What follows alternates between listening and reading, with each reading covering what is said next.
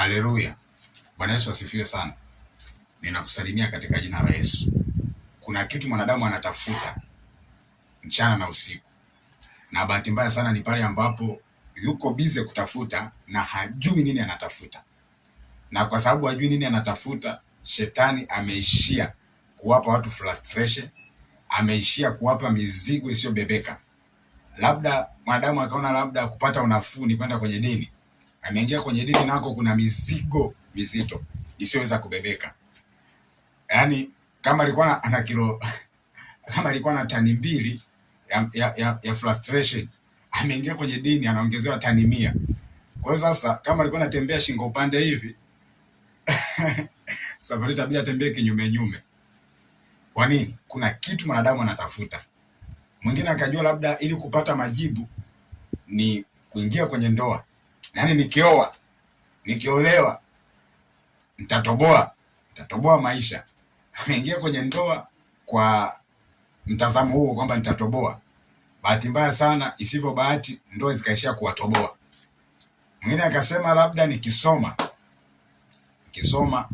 sio vibaya, na ni lazima kusoma, ni muhimu kusoma. Nikisoma nitakuwa nimeupiga mwingi, lakini wamejikuta wamesha kupigwa na vitu vizito.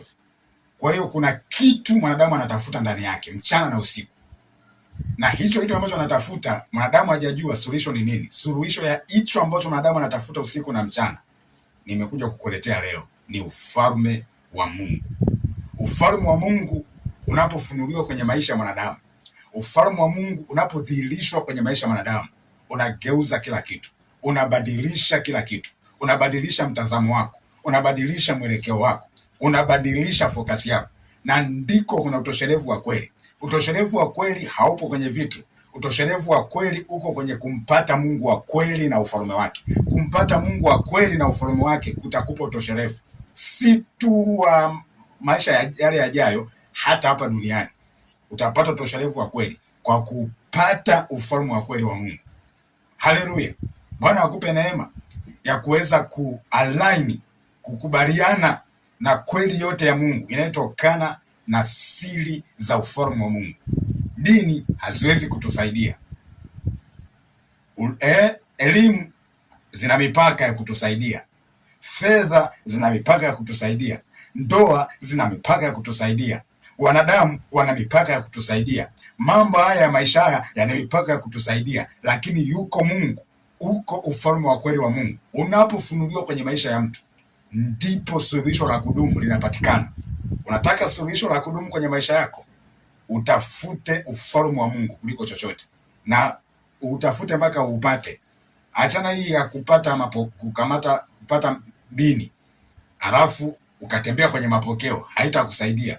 Kitakachotusaidia na kitakachosaidia kanisa la Tanzania ni kufikishwa mahali ambapo tutahama kwenye kutembea kwenye mfumo wa kidini, kutembea kwenye mfumo wa kimapokeo, kwenye kutembea kwenye injili za mipasho. Yaani siku hizi tuna injili za mipasho.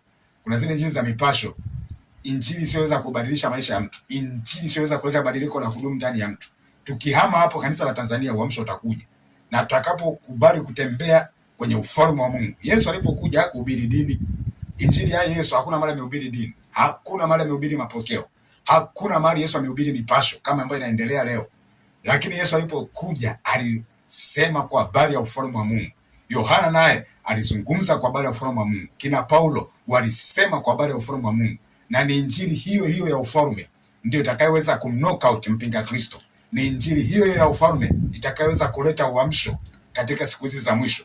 Ninakuombea katika jina la Yesu. Ukiupata ufalme wa Mungu, umepata suluhisho la kudumu. Ukiupata ufalme wa Mungu, umepata funguo za kila kitu. Ukiupata ufalme wa Mungu, umepata jibu katika jina la Yesu. May the Lord bless you. Ni mtu wa moyo wa Mungu. Mgache. Amen.